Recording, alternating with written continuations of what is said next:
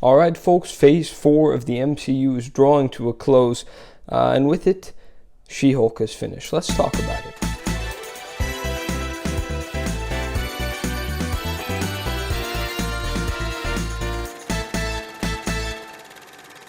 First, I want to talk about just before the show came out, back when Phase 4 was announced even, and She-Hulk was announced for the first time. I was very excited for it, because I do like legal shows, I like law, and it seemed like a departure for the MCU's typical style. And then the first trailer dropped, and the VFX did not impress, and in general it looked very unfunny and whatnot, and so my hype definitely dropped a lot. And then I watched, some episodes, and it's been a rocky experience to say the least, and I'll get into why. But I am glad to say that overall I enjoyed the experience. I will say I guess this show was pitched as a legal comedy. And for one, the legal side of things, there are moments here and there where law comes into play in Jen's role as an attorney. And it is important to her character, but I think I would have preferred some more law. And I would hope that if they continue the show, which it seems like they most certainly will, that we do get some more legal side of things. Maybe some cases that she has to deal with that are throughout multiple episodes that are, a lot of the cases she does are purely for the purpose of comedy, like she's representing these ridiculous clients. And that's fine, but I do think it could be interesting if you have some important, I think of like Daredevil and the Trial of Punisher, that kind of stuff. And obviously that show wasn't a comedy, it's a very different kind of show, but that was a very interesting and compelling plot line in Daredevil, just because you're representing such a key figure to that show's universe, and it made for very interesting plot. And so I think it would be nice to get some more legal side of things. As for the comedy, it's for the most part, I don't ever really laugh out loud at any MCU thing, so I think this hits those same beats, but it is definitely targeted towards a millennial audience, people in their 20s who use dating apps and social media and all this. It's clear, and it's not that funny, at least to me. I didn't find it that funny, but it's not by any means worse. The comedy is fine, it's serviceable. I will say that the show is absolutely anchored by the star performance, which is Tatiana Maslany. I was not familiar with her before this, but she's brilliant. She really is brilliant. She embodies Jen and She-Hulk, of course. And she's a spectacular actress, clearly, who gave such a phenomenal performance. It sounds weird to be praising a performance like She-Hulk this much, but it is a very good performance. And the charm and just the weird little quirks about her character that she really manages to nail. The insecurities and the strengths in the character, it's all really comes together very nicely to create what feels like a really, fleshed out character. So I appreciated that. And then the episode is, of course, most of the MCU shows thus far have felt like 6-hour movies, right? They all follow the same plot throughout the episodes. And just prolonged narratives in the form of Disney Plus shows.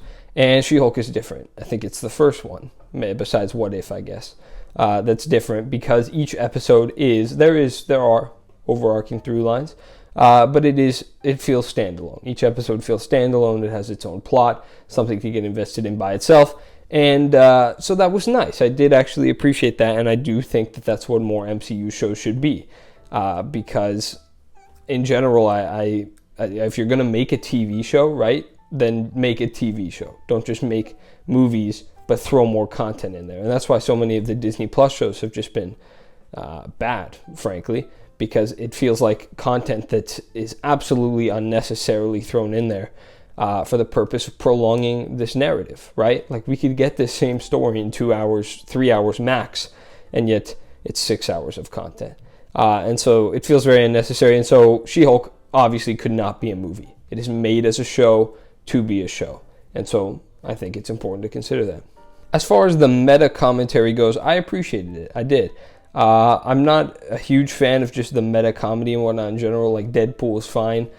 He's not my favorite by any means, but I can appreciate a good meta joke, and there's a lot in here, and especially in the finale, there's one that I guess is pretty divisive. But I really appreciated that sort of, yeah, meta commentary. And the fourth wall breaks are always fun, especially when you, again, have an actress like Tatiana Maslany who just nails those speaking to the audience moments. Pretty good. This show obviously saw the return of Daredevil, who is getting his own 18-episode show, which is absolutely insane, longer than the Netflix seasons. So I guess Marvel is really leaning into the show side of things, not the 6-hour prolonged narrative, because 18 episodes is a lot. And Daredevil, this is one of my most unpopular opinions. I didn't love his Netflix show. I thought it was okay. I thought it was good at best and mid at worst. But I love the character. I love Charlie Cox as Mad Murdock. I'm not so much a fan of really anybody else in the show, but that's fine. But he's brilliant. I'm glad to see him here. And in She-Hulk, he's really good. And so I am, of course, excited to see what they do with him in Born Again. Look, the show is, it's not trying to be a typical MCU thing. There's stuff that really doesn't work here. You've got an assortment of antagonists to Jen that are, again, most of them are for comedic purposes, and they're not that funny. And so when your villain is really entirely for comedic purposes, it does fall a little bit flat. And Jen, moments here that are just don't particularly appeal to me. But for the most part, I tuned in weekly. I had some fun, right? And I think back of the show, and there were a lot of episodes that are just very standard. But then you get episodes like the Wong one. I really like the Wong one with the trial for him breaking out Emil Blonsky. And that's a really good episode. I very much enjoy that episode. You have the finale, which is also a very good episode. You have the Daredevil episode, which is, carried by Daredevil, but it is a very good episode. And so these episodes are fun. They're lighthearted. They're not trying to be the best MCU content or best show in general, but it works for what it is. I overall enjoyed season 1 of She-Hulk. It had some cringe moments, some stuff I don't love. I really, the uproar about this one, the backlash is, it is a little funny that they kind of predicted just how people would respond. So I got to give them props there that they were able to nail that so well. But look, I enjoyed the show. Some complaints, to be sure. Not perfect by any means. I do look forward to seeing what they do with Jen in the MCU and just her show in general, season 2, because I do think there's a lot to improve on here. And if they were to do it, if they really were to put the effort and time into making it a better show, then you could have a really special piece of content on your hands. So I'm going to give She-Hulk season 1 a B. I enjoyed it for the most part. Not too much to complain about. What more is there to say?